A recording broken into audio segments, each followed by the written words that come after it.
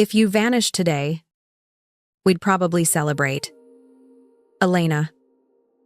The words hung in the warm, sunny air of the Austin backyard, sharp and clear over the sizzle of the grill and the lazy buzz of cicadas. My husband's brother, Travis, raised his beer bottle in a mock toast, a smug grin spreading across his face. Around the crowded picnic table, the family roared with laughter. Travis's wife, Jessica, let out an unattractive snort. My mother-in-law, Linda, clapped her hands together, her bracelets jangling as if Travis had just delivered the funniest punchline she'd heard all year. I looked across the table at my husband, Mark.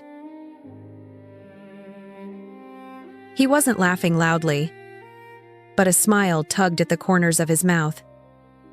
He met my eyes for a fraction of a second, a silent plea for me to be a good sport before looking away to chuckle along with his brother. He was one of them. In that moment, he was completely one of them. My own face remained still. I felt a dozen pairs of eyes on me, waiting for a reaction. They wanted me to laugh it off, to prove I could take a joke, or maybe they wanted me to get upset, to give them a story to tell later. I did neither. I picked up my paper napkin, dabbed delicately at the corners of my mouth, and placed it back in my lap. If this story touches you, please subscribe to the channel and share the video to help me grow. I looked directly at Travis, my voice quiet but steady, cutting through their fading laughter. Interesting theory, I said. The smile on his face faltered for a second.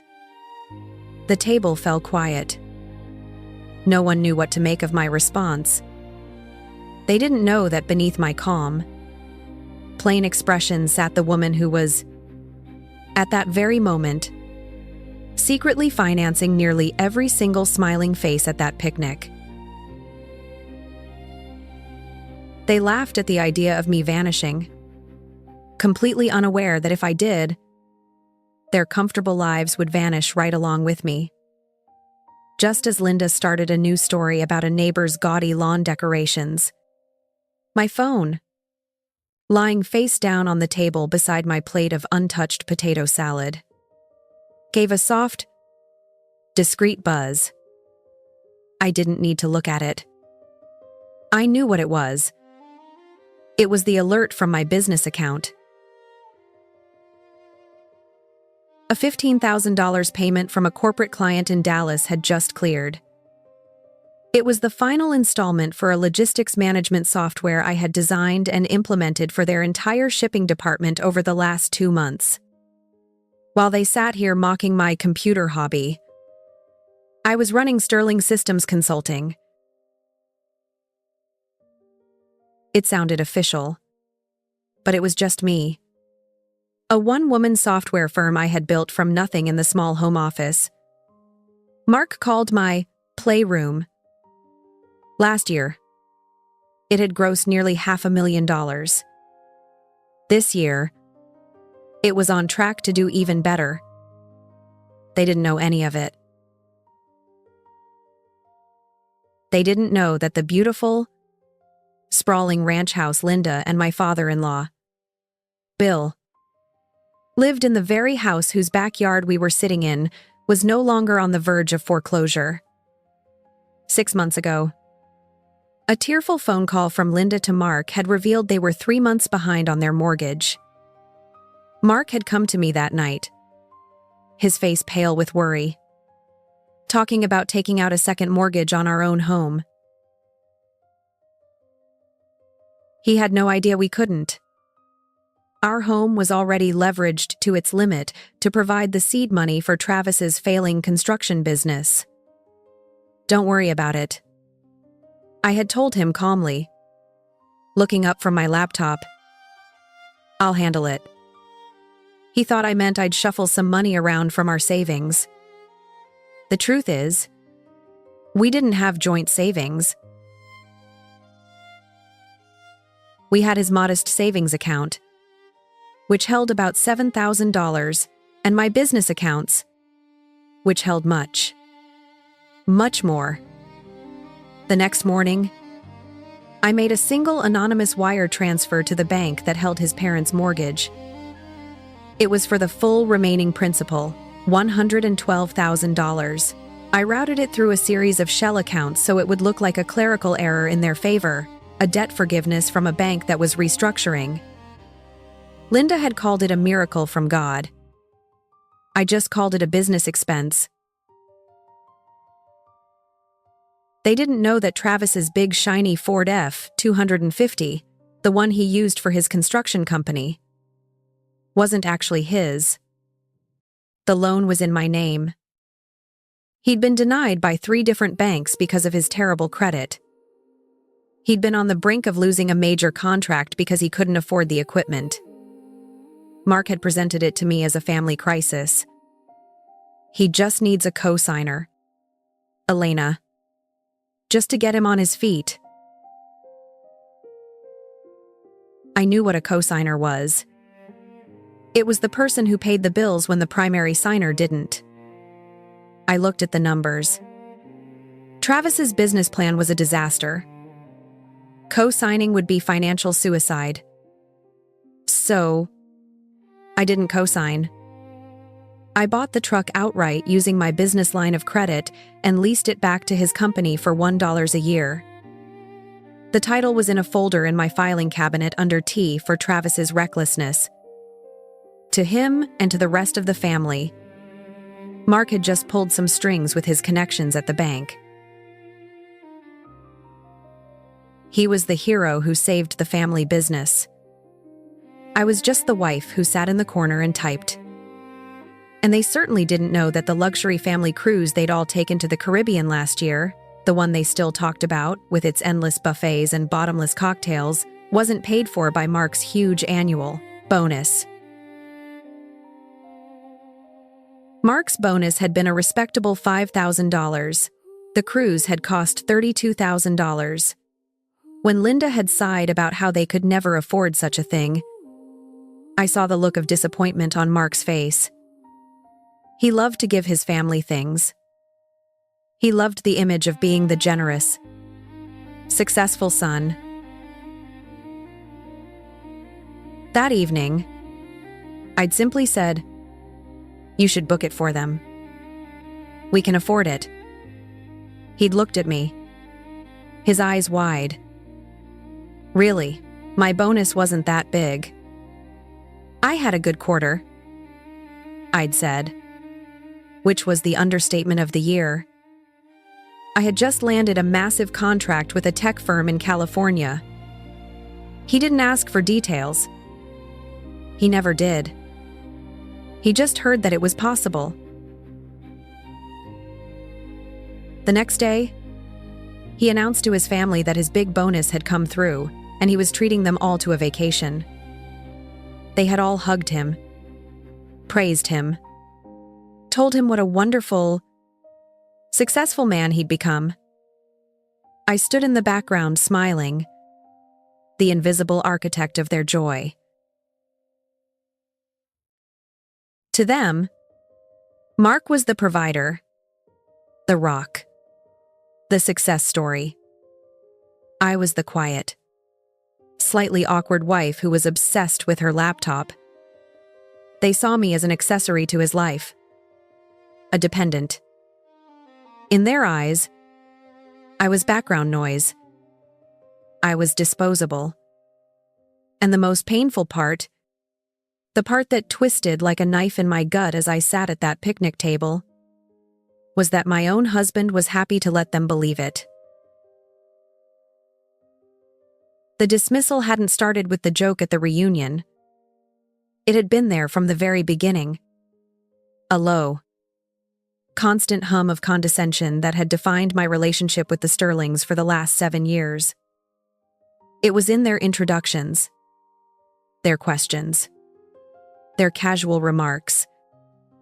It was the air I breathed every time I was around them. I remember the first time I met Linda and Mark's father, Bill. We were at a stuffy steakhouse for their anniversary. I wore a simple black dress. Wanting to make a good impression, Mark held my hand under the table, squeezing it reassuringly. When his parents arrived, Linda's eyes swept over me from head to toe.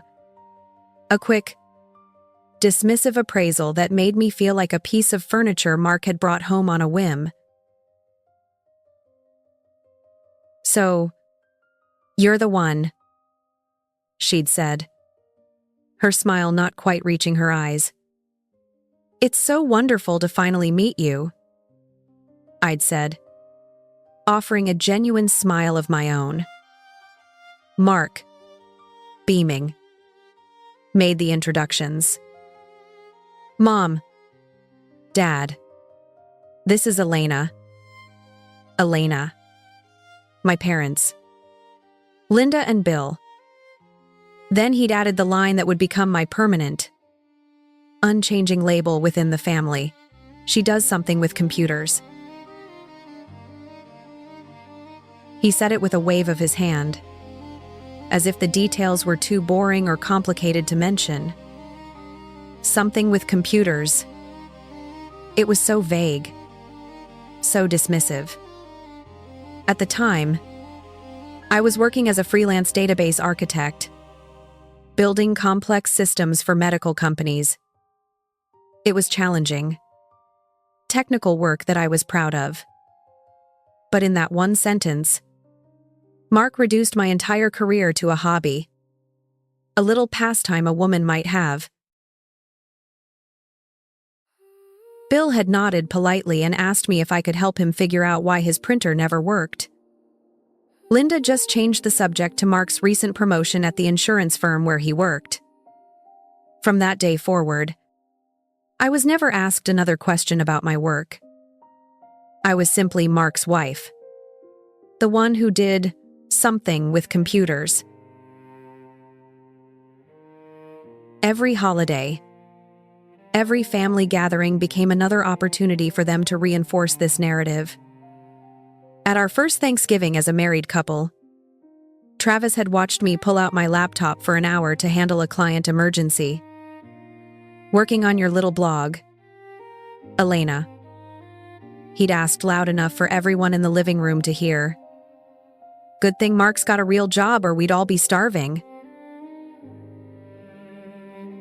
I remember the heat rising in my cheeks. I looked at Mark, expecting him to say something to defend me.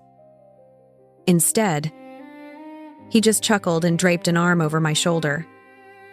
"She keeps busy while I'm out closing deals," he'd said with a smirk, playing along with the joke. He thought it was harmless. He didn't see how it chipped away at me piece by piece. He didn't understand that he wasn't just letting them disrespect me. He was participating in it. Behind that joke lay a quiet, corrosive truth. Mark loved the image of being the provider. He had been raised in a family where the man was the breadwinner and the woman managed the home. Even though he was a modern man in many ways, that old-fashioned ideal was buried deep in his bones.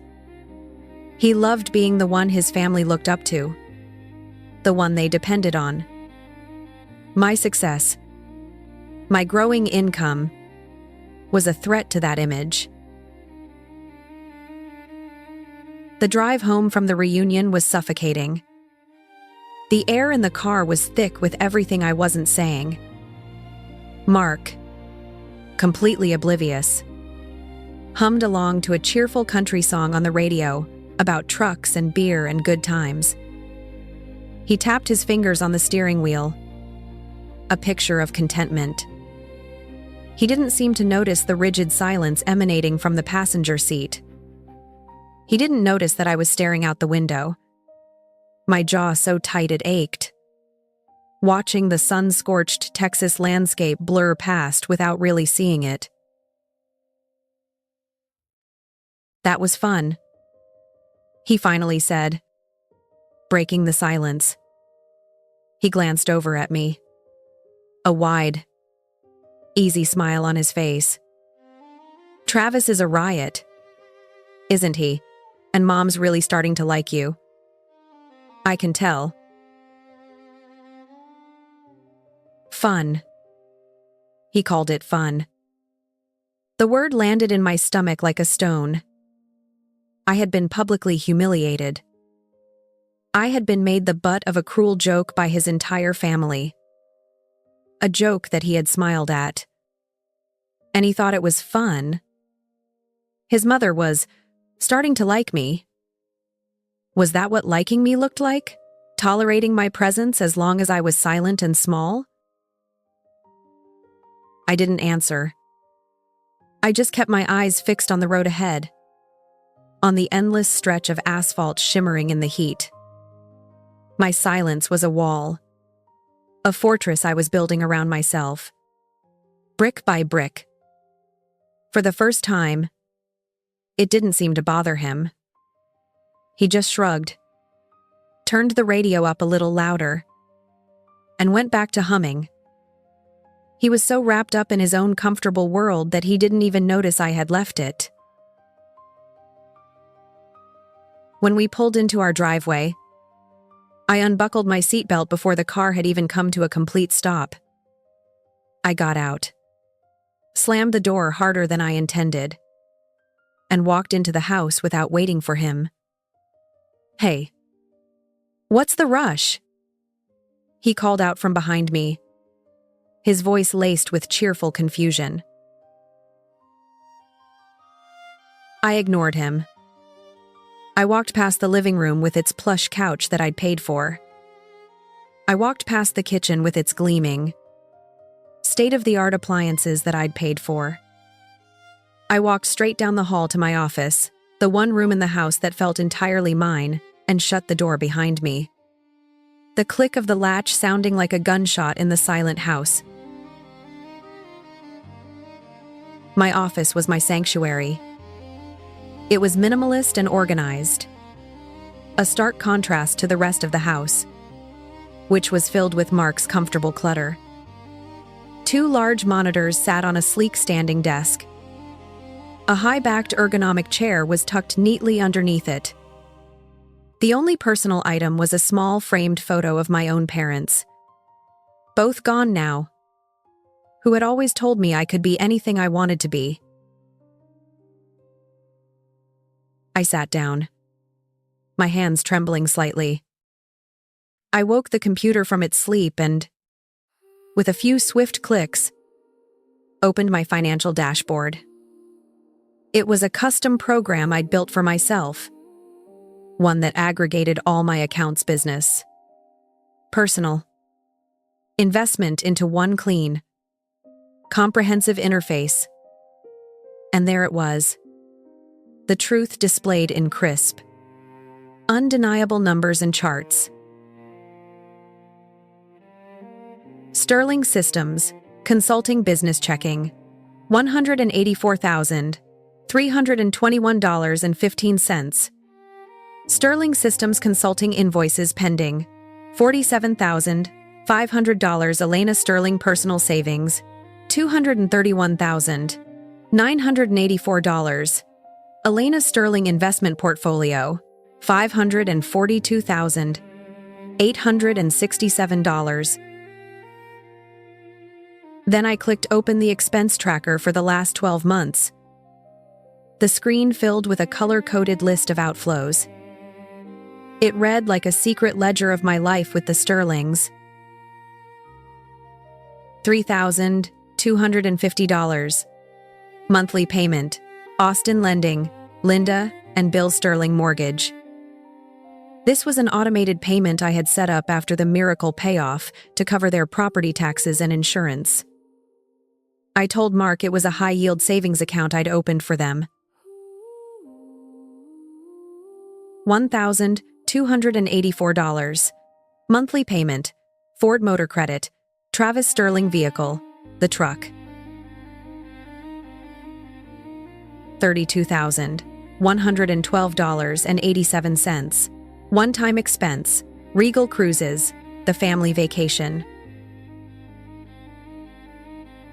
$7,500. Transfer to joint checking. The money I moved every month to our shared account, which Mark used for groceries, bills, and his own spending money. He thought it came mostly from his salary. In reality, his entire paycheck barely covered the mortgage on our house. My contribution covered everything else. I stared at the screen, at the cold, hard data. The numbers didn't lie. They didn't condescend. They didn't make jokes at my expense. They simply stated the facts. Mark didn't own the life he bragged about. His family didn't enjoy a comfort born of his success. It was all mine. The house, the cars, the vacations. The very financial ground they all stood on, I had built it. I was the foundation they had mistaken for the wallpaper. And in that moment, sitting in the quiet of my office, a profound and dangerous shift began inside me. The humiliation I felt at the picnic began to curdle, hardening from shame into a cold, clear, and potent rage. That night, I lay awake in bed long after Mark had fallen asleep. His heavy, rhythmic snoring filled the room, a sound that had once been comforting but now felt like another sign of his utter obliviousness. I stared at the ceiling, watching the faint shadows of tree branches from the window dance across it. Travis's cruel words replayed in my mind on an endless loop. If you vanished today, we'd probably celebrate.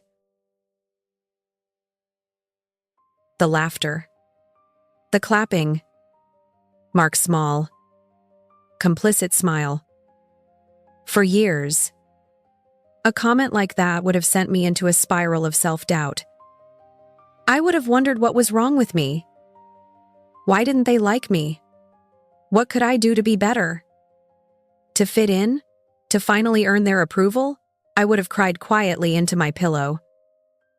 And the next day, I would have tried harder, smiled wider, and made myself even smaller to appease them. But something was different tonight.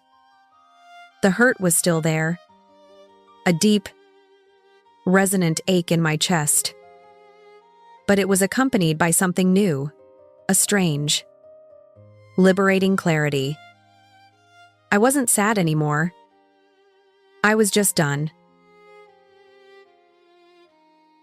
They'd celebrate if I vanished. The thought circled in my head. And with each repetition, it changed. It shed its skin of insult and revealed the gleaming possibility beneath.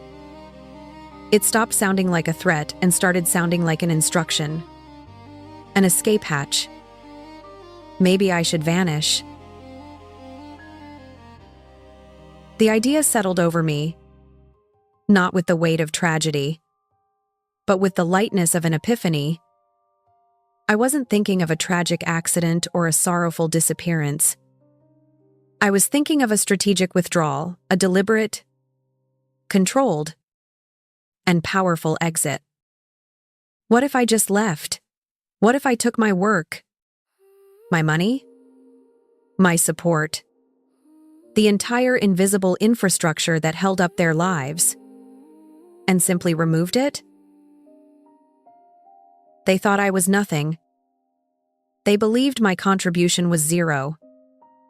The only way to show them the truth was to let them experience my absence. To let them live in the world they believed they already occupied, a world without my input. The idea was terrifying, but it was also exhilarating. For the first time in years, I felt a flicker of power that was entirely my own. The first rays of dawn were painting the sky in shades of gray and pink. When I finally slipped out of bed, I crept into my office. The familiar hum of my computer, a welcome sound in the quiet house.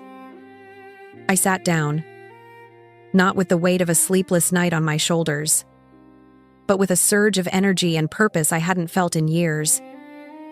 I didn't cry. I didn't write angry letters in my head. I opened a browser window and started to plan. My first search was relocating an LLC to Washington State. The information was straightforward. My business, Sterling Systems Consulting, was a single-member LLC. It was entirely portable. My clients were all remote, scattered across the country from California to New York.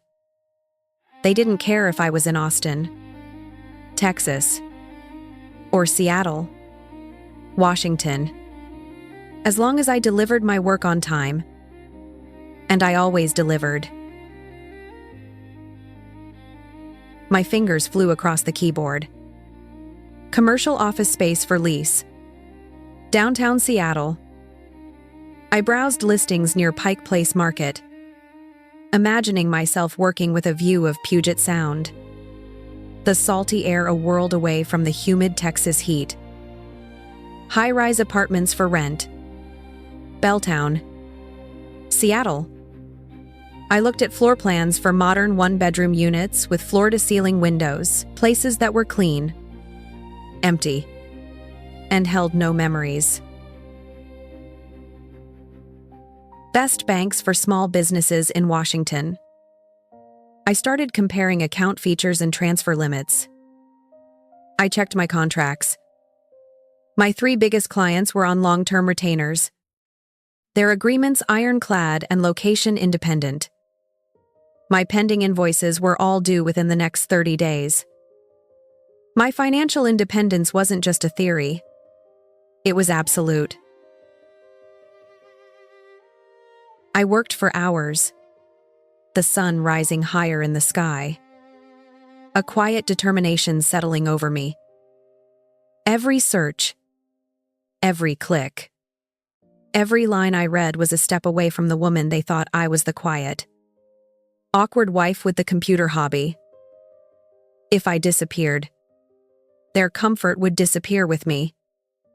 Travis's joke wasn't a joke at all. It was a prophecy. They would celebrate my vanishing. And in doing so, they would be celebrating their own ruin. And as I sat there bathed in the morning light, I decided I was going to give them exactly what they wanted. I was going to give them a reason to celebrate. The day after my sleepless night of planning was a Sunday. It should have been a quiet day.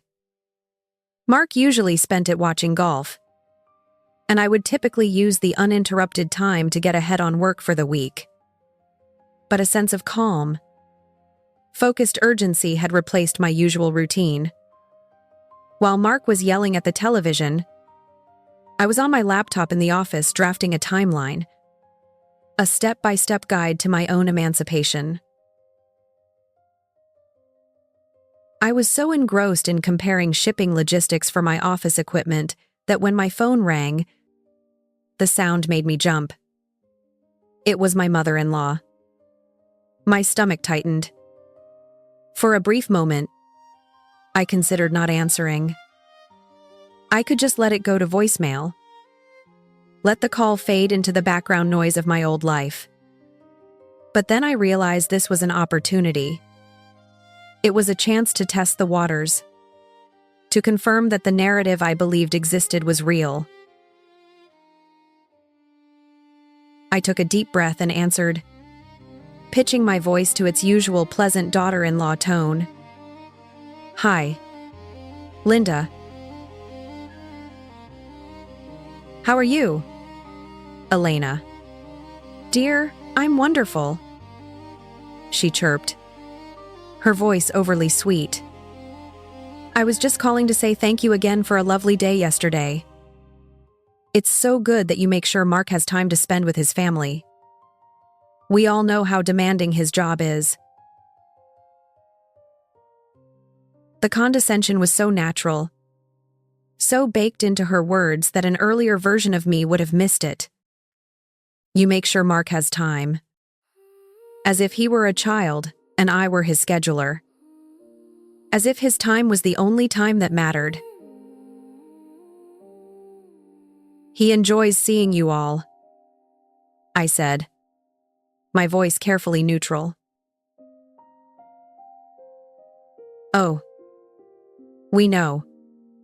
And we're just so proud of him, she continued, a sigh of motherly pride in her voice. He works so hard to give you such a nice life. I just wanted to thank you, dear, for supporting his career goals. It takes a strong woman to stand behind a successful man. There it was again, the carefully constructed world where Mark was the hero and I was the humble, supportive sidekick. A bitter taste filled my mouth. I looked at the financial plan on my screen, the numbers that represented my hard work, my intelligence, my success, and I decided right then to push back just a little, just to see what would happen. I'm glad you see it that way, Linda, I began, my heart starting to beat a little faster. But I've always been curious. What do you think I do for work? There was a slight pause on the other end of the line. I could almost hear the gears turning in her head, confused by the unexpected question. Well, you know, dear, she said, a hint of patronizing laughter in her tone. You have your little web thing. It's so sweet of you to have a project to keep you occupied. It's important to have hobbies. A project? A hobby? $487,000 in revenue last year. And she called it a sweet little project. The rage I'd felt the night before came rushing back, cold and sharp.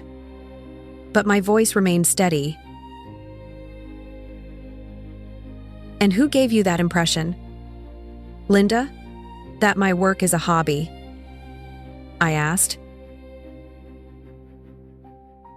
The line went quiet for a full 5 seconds.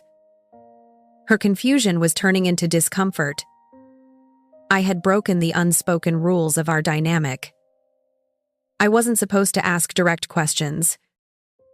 I wasn't supposed to challenge the family narrative. Well, I suppose Mark has mentioned it, she finally stammered, her tone suddenly defensive.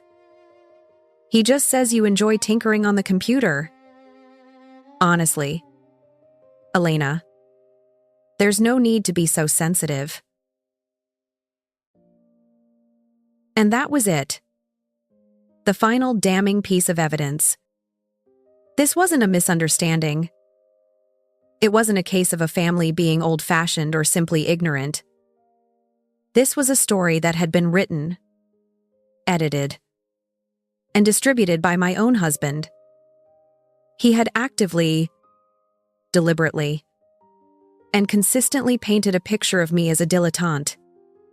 A woman playing with a computer while he, the real man of the house, went out and slayed dragons. I thought back to all the times he'd simplified my job for them. The time I'd explained a complex data migration project, and he'd laughed and said, "She's basically making a fancy spreadsheet." Mom. The time I'd won a Small Business Innovation Award, and he told them I'd won a prize at my computer club. Each memory was a small cut, a tiny act of betrayal that I had ignored. Now, all at once, I was bleeding out. He hadn't just allowed me to be invisible. He had deliberately erased me. He had taken my success, my ambition, my intelligence, and hidden it away where it couldn't threaten his fragile ego or the comfortable patriarchal hierarchy of his family. Thank you for clarifying that for me, Linda, I said, my voice now devoid of all warmth. It's been very illuminating. Before she could respond, I ended the call. I sat there in the silence of my office, the phone heavy in my hand. I was no longer just a victim of circumstance. I was the casualty of a long and calculated campaign of sabotage orchestrated by the one person who was supposed to be my partner. The last flicker of doubt, the last shred of hope that I was perhaps overreacting, was extinguished. My decision was no longer just a plan. It was a necessity. That night, the tension in our house was a living thing. I was quiet. But it wasn't the wounded silence he was used to ignoring. It was a cold, watchful silence. I made dinner, moving around the kitchen with a mechanical efficiency. When Mark came home, he dropped his keys on the counter and tried to kiss me. I turned my head slightly so his lips landed on my cheek. He didn't seem to notice.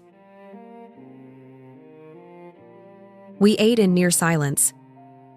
He talked about his day, about a difficult client and a joke his boss told.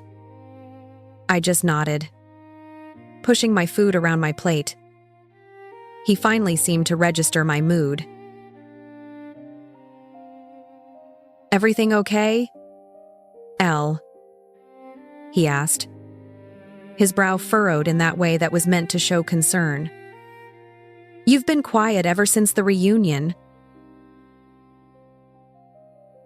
I looked at him across the table.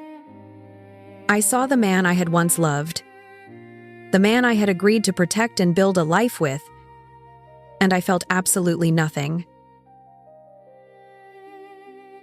I'm fine, I said, just thinking about work. He smiled, a familiar, condescending smile. Tough day at the blog? He asked, the old joke falling from his lips out of habit. I decided this was the moment. No more secrets.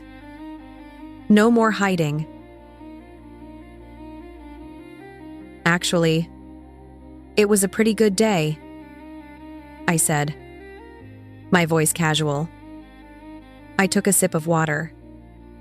I finished a project today. The client just sent the final payment. Oh, yeah, that's great, he said, his attention already drifting back to his plate. Enough to buy those new shoes you wanted. A little more than that, I said. It was $50,000. He stopped chewing. He slowly put his fork down and looked at me, a genuinely baffled expression on his face. He started to laugh. A short, nervous bark. $50,000? What? For a year's worth of work? He was trying to make it make sense, to fit it into the narrative he had built. No, I said, my gaze unwavering. For 6 weeks of work. The color drained from his face. He stared at me, his mouth slightly agape. I could see him doing the math in his head, the calculations sputtering and failing against the firewall of his beliefs about me. You're joking, he said.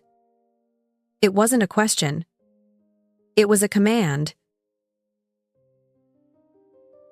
I'm not, I replied calmly.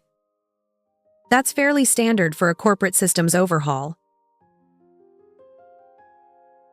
He kept staring, his eyes wide with a mixture of shock and something else, something that looked like fear. But that's more than I make in 6 months. I know, I said. The silence that followed was the loudest thing I had ever heard. It was filled with the weight of 7 years of lies. He looked completely lost, like a man who had woken up in a foreign country. How much do you make, Elena? He asked, his voice barely a whisper. I had promised myself I would be honest. No more hiding to protect his ego. His ego was a cage I had been living in, and I was about to set it on fire. Last year, my gross revenue was just under $500,000, I said. After business expenses and taxes, my take-home pay was about $380,000. He flinched as if I had physically struck him. He pushed his chair back from the table, the legs scraping loudly against the hardwood floor. He stood up and started pacing the dining room, running his hands through his hair. No, that's not possible, he muttered, shaking his head. If that were true, that would mean you make more than you. I finished for him. I make more than you. Mark, I make more than you and your father and your brother combined. I paid off your parents' house. I bought your brother's truck. I paid for that cruise. I pay for most of this house. These cars. This life you brag about to them? He stopped pacing and turned to face me. His face, a mask of fury. But it wasn't the anger of being lied to. It was the anger of being exposed. Why would you do that? Why would you keep that from me? He yelled, his voice cracking. You asked me to, I said simply. Years ago. You asked me to downplay my success because it made things weird with your family. I was just respecting your wishes. Respecting my wishes? No. You were trying to humiliate me, he accused, his voice rising. You've been lying to me this whole time, making me look like a fool. You've been threatening my image, my position in my own family. That was the core of it. Not the lies, not the money. His image, his position as the provider, the big man, the hero. My success wasn't a partnership to him. It was a competition he hadn't even known he was losing. He didn't see the years I had spent protecting him. He only saw a betrayal of his authority. I stood up from the table, my own composure finally starting to crack. You think I was competing with you? I was supporting you. Mark, I was supporting your entire family. I was pretending to be small so you could feel big. And you and your family repaid me by treating me like I was nothing. You erased me so you could be the star. He had no answer for that. He just stood there breathing heavily, trapped between the man he pretended to be and the man he now knew he was. The argument was over. Our marriage, I realized in that moment, was also over. It had been over for a long time. I was just the last one to know. The 3 weeks after that night were the strangest of my life. On the surface, nothing changed. Mark and I moved around each other in a state of cold, silent truce. He was wounded and sullen. I was distant and focused. He was waiting for an apology, for me to admit I was wrong and for things to go back to the way they were. He had no idea that I was systematically dismantling the life he thought we shared. My days became a masterclass in quiet efficiency. While he was at work, I executed my vanishing plan with flawless precision. I was no longer an emotional, wounded wife. I was a project manager, and my own liberation was the project. First, I handled the finances. I spent an entire morning on the phone with a business banker from a major firm based in Seattle. I opened a new set of business and personal accounts. Then, with a series of cold, emotionless clicks, I initiated the wire transfers. I watched as hundreds of thousands of dollars, my dollars, flowed from Texas-based banks to accounts in Washington state. I left exactly enough money in our old joint account to cover the next month's mortgage payment and one cycle of utility bills. It was more generous than he deserved. I systematically removed my name from every shared utility account and credit card. A process that was tedious but deeply satisfying.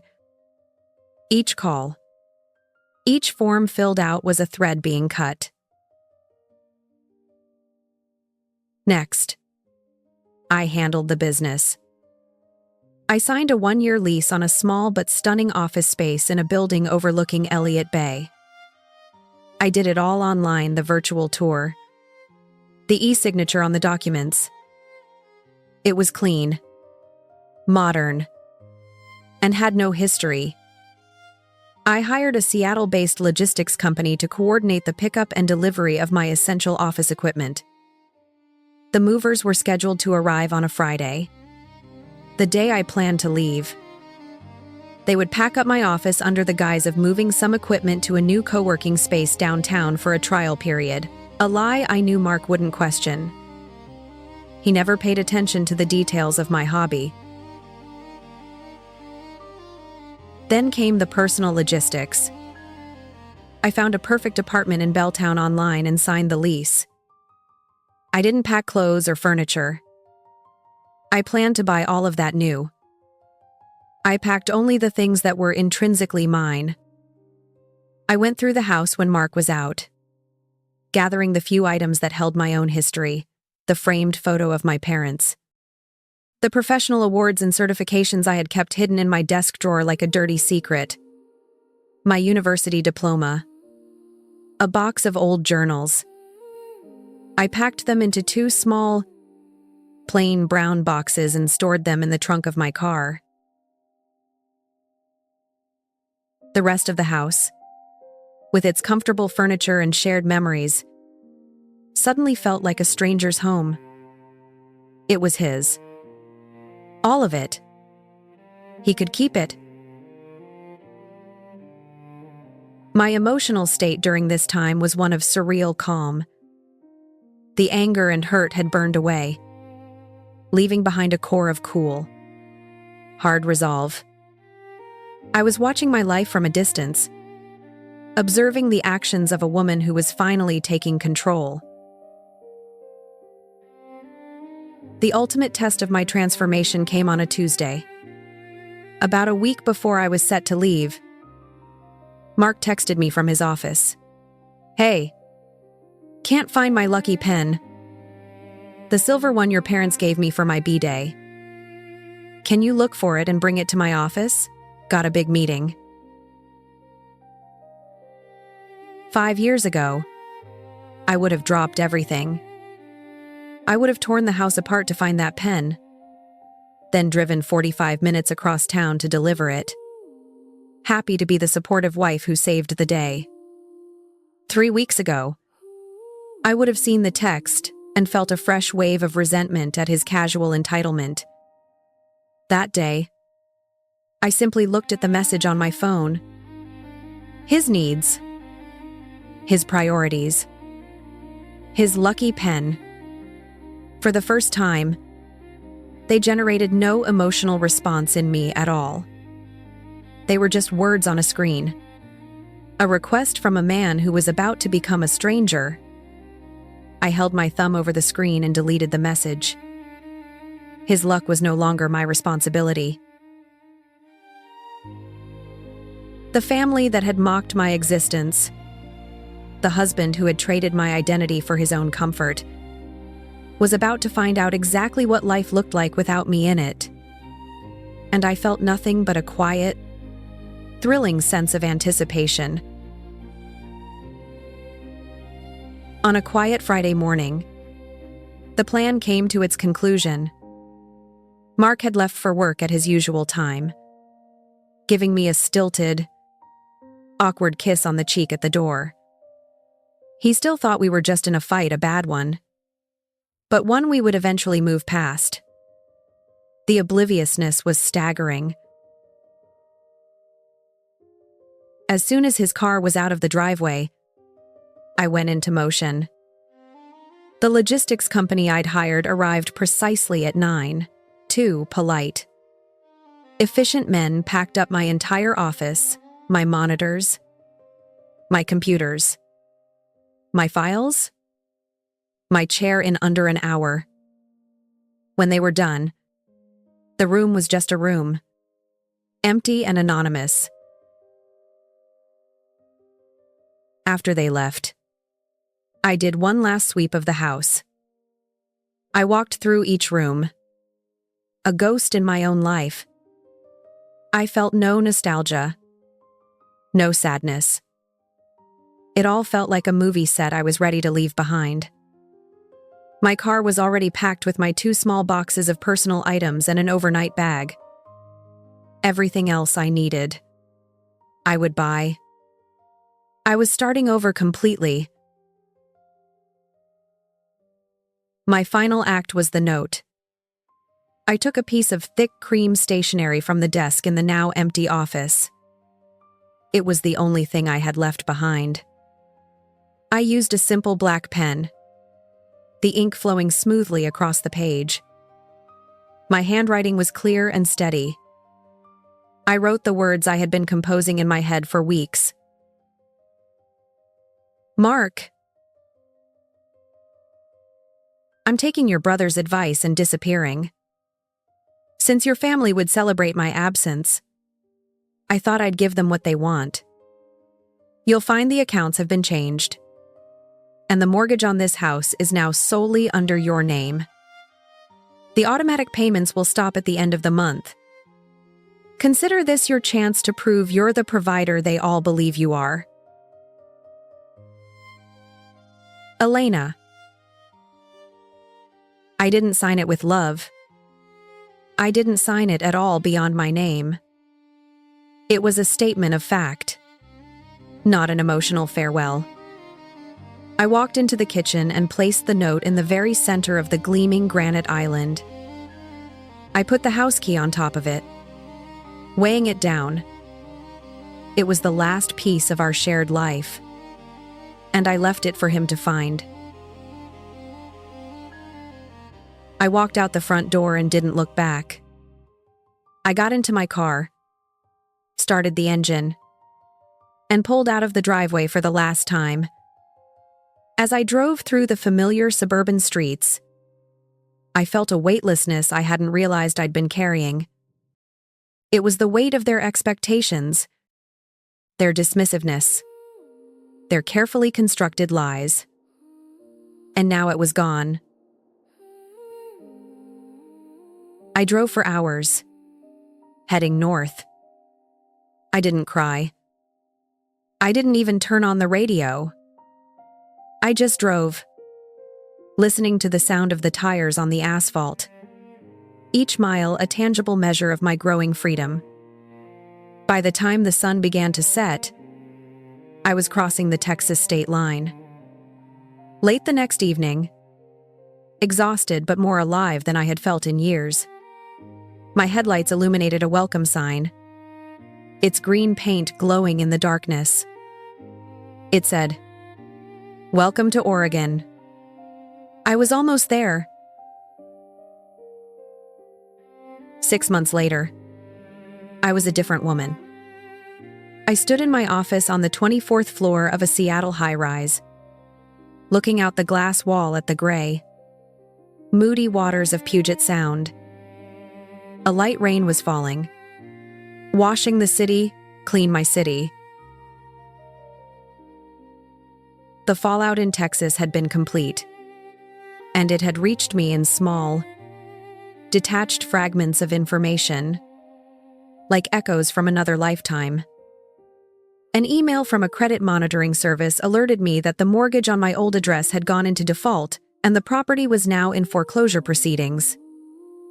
A mutual acquaintance from Austin had posted on social media about a liquidation auction for a local construction firm. And when I clicked on the link, I saw Travis's logo. His business had collapsed just weeks after the bank, no longer receiving my payments, had repossessed his essential equipment, including the truck with the title that was still in my name. The most satisfying piece of news came from a distant cousin of Mark's, a kind woman who had always been nice to me. She'd found my new business number online and called, worried because she hadn't heard from me. "I don't know what's going on with them, Elena," she'd said, her voice full of concern. "Linda had to call everyone to cancel the annual family trip to Florida. She said Mark ran into some financial trouble." Financial trouble? That's what they were calling it. They never knew the truth. They never knew that their comfort, their security, their entire lifestyle had been a long-term loan from a woman they didn't respect enough to even know. They had celebrated my vanishing, just as Travis had predicted. And in doing so, they had celebrated the foreclosure of their own lives. But as I stood there watching the ferries glide across the water, I felt no glee. I felt no thirst for revenge. I had expected to feel a sense of triumphant satisfaction, but what I actually felt was much quieter, much deeper. It was peace. The name on my office door was not Sterling Systems Consulting. It was a new company under a new name. My name.